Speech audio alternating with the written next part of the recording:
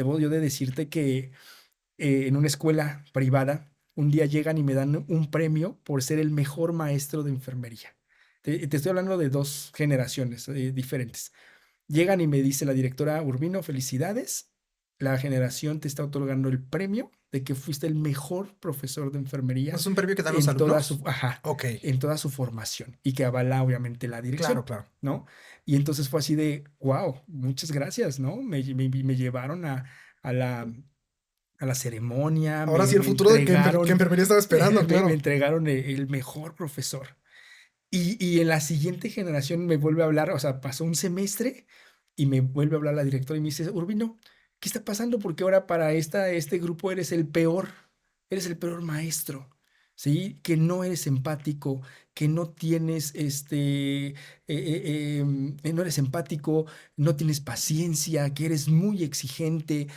Entonces, también eso hemos ido aprendiendo a lidiar, que te juro que la generación que yo tuve como profesor en el 2011, esos alumnos que tuve en el 2011, es totalmente diferente a los alumnos, por ejemplo, que tengo ahora, ¿sí? Entonces, uno como profesor tiene que ir buscando esas estrategias, tiene que ir actualizándose, tiene que también cambiar su forma de ver las cosas. Entonces, me dicen, ¿eres el mejor? Y a los 2 meses me dicen, eres el peor, Ujú.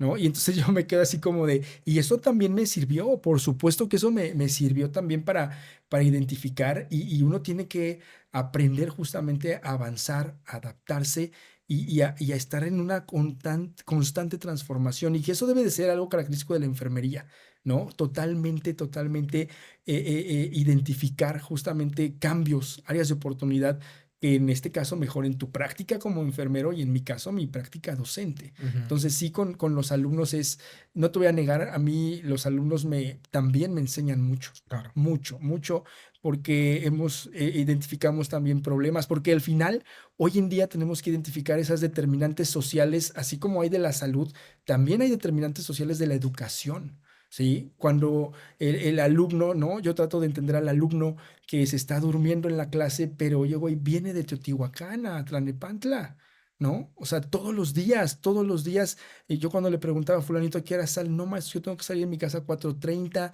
porque debo de tomar una combi que me acerque a no sé tal lugar y luego ya hay el camión que me lleve al metro y ya de ahí de Indios Verdes me meto hasta llegar a Poli y luego ya de ahí tengo que No llegar manches. aquí y entonces tienes también que Claro. entender ese tipo de cosas, ¿no? Entonces, como docente debe de haber un equilibrio y justo ahí, por ejemplo, nunca, nunca, nunca se me va a olvidar la anécdota que ya te había platicado cuando tristemente una alumna fallece, muy trágico, porque a mi alumna y nunca, nunca se me va a olvidar, jamás se me va a olvidar el contexto de ella, porque era una alumna que le costaba trabajo, que incluso yo un fin de semana antes, el viernes, yo platico con ella, ya estábamos en el hospital, estábamos en Em, una práctica Ok. en el turno vespertino, me acuerdo muy bien, ella estaba en el quirófano, estábamos en un hospital eh, del color verde, justamente, y estábamos súper bien, pero era una alumna que me llegaba tarde muy continuamente. Ya tenía muchos problemas de inasistencia porque en la UNAM no existen retardos, son Ay, faltas, ¿no? Y eso lo dice la legislación. Entonces, en la UNAM no existen retardos, son faltas. Entonces, ya tenían derecho a un número claro. considerable, a 7 faltas en el semestre. Entonces, ella ya iba como por la sexta, ¿no? Ya, y entonces le digo, a ver, fulanita, ¿qué está pasando? Ya está usted llegándome muy tarde, se tardaba en entregarme las tareas, siempre era como, maestro, se me olvidó, pero mañana se la traigo o lo puedo ir a imprimir. Entonces era una alumna que yo veía que le costaba trabajo, ¿no? Que le costaba trabajo. Ahí también mi percepción cambió, ¿eh? De esto que comentamos de los estudiantes. Totalmente cambió mi percepción. Entonces yo trataba de alentarla, bueno, uno como docente también cuando ve este tipo de cosas apoya a los alumnos y entonces hablé con ella justamente y le dije, a ver, su anecdotario, quiero que se comprometa, entonces ahí le escribí que ya estaba con el tope de faltas, que tenía que comprometerse, que tenía que echarle ganas, que tenía que cumplir con sus tareas, entonces todo eso se lo redacté ahí en su anecdotario y al final lo firmo. Y entonces me dijo, al final de esa plática, me dice, maestro, sí, sí le voy a cumplir, va a ver que ya no voy a llegar tarde, el próximo lunes le entrego mi proceso, así, así. Entonces me acuerdo que ya nos salimos del quirófano, ella se fue a cambiar a su vestidor, yo igual, y ya salimos juntos, y entonces bajamos del elevador juntos, ¿Esto fue un un viernes? viernes, Ok. ya estoy hablando 8 de la noche, y ya, muy bien, fulanita, entonces ya firmó, y está comprometida en que va a terminar, estábamos como a 3 semanas de acabar el semestre, a terminar bien el semestre, a cumplir, sí, maestro, nos fuimos. Llegamos el lunes y no llega. Y entonces yo lo primero que pensé, dije, No pues pudo con el ya, compromiso. exactamente, Ujú. no pudo con el compromiso, no pudo con las tareas y mejor dijo, pues ya no voy. Como yo tenía ya ese antecedente, pues ya le empecé a poner, literal en el anecdotario le puse, pues que ya la alumna estaba dada de baja, que no se había presentado y lo llené, ¿no? Pasa el martes y tampoco llega, les comento a sus compañeros, oigan, ¿saben algo ¿sabe de ella? No, maestro, no lo sabemos, no ha ido, ¿Tenía etcétera. amigos en ¿Qué el...? crees que ya analizando era una niña muy solitaria, Ok. muy, muy solitaria, que andaba siempre como muy aparte, le costaba trabajo integrarse, ¿no? Y bueno, el chiste es que entonces llega el lunes, el martes, yo automáticamente di por hecho que ya no se presentó, le mandé un mensaje para saber qué pasaba, no recibí contestación, dije, bueno, doy por hecho que la alumna se dio de baja. Llega el miércoles y me habla la coordinadora, la jefa de sección de la facultad y me dice, maestro, ¿usted tenía a esta alumna? Y le dije, ah, sí, maestra. ¿Y qué tal? ¿Cuál? No, pues la verdad es que no, no era una alumna pues tan regular, pero ¿qué cree? Que ya la di de baja porque ya tiene 3 días que no se presenta al campo. Me dice, maestro, su alumna falleció. Cuando me No dice mi alumna manches. falleció, yo dije, ¿cómo que falleció? Sí, su alumna falleció. ¿Cuándo? El domingo, maestro.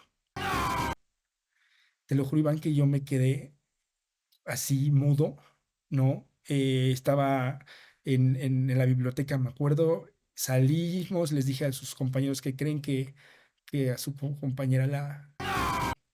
No, maestro, ¿cómo cree? Fue una noticia muy fuerte.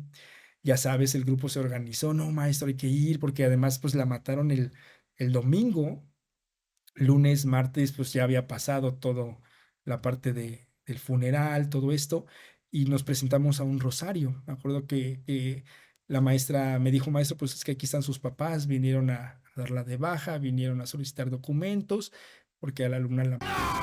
Y literal, la verdad es que no quiero decir más allá, pero simplemente pues ella estaba con uno de sus hermanos y llegaron unos tipos y murió instantáneamente. Fuimos y entonces cuando llegamos a la casa de la alumna pudimos entender muchas cosas. Claro. Pudimos entender por qué tal vez ella era muy solitaria, por qué tenía la forma de ser que tenía, por qué a lo mejor le costaba un poco más de trabajo, por qué a lo mejor la relación con su familia era diferente. La verdad es que no quiero ser prejuicioso ni nada, pero pues llegamos a lo que parecía pues un ambiente no tan funcional, Sí, con problemas ¿no? familiares. Ujú. Exactamente, no tan funcional, con algunas cuestiones a lo mejor también por ahí de algún antecedente, Ujú. ¿no? Etcétera. Entonces, ahí pudimos entender muchas cosas. A mí esa situación me marcó como persona, como enfermero, como docente sobre todo.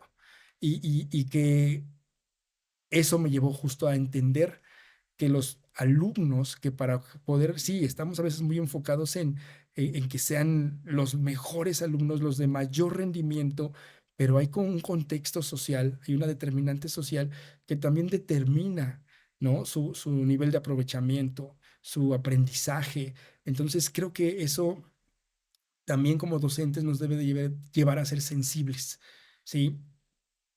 Creo que tenemos que buscar un equilibrio entre no poder ser anarquistas, pero tampoco legalistas, y que como docente hay que buscar justamente ese equilibrio entre poder educarlos, entre poder enseñarles, pero también mantener la autoridad ante los estudiantes. Y entonces esta anécdota, y que bueno, y mi alumna en paz descanse, estoy hablando que esto pasó en el año 2000.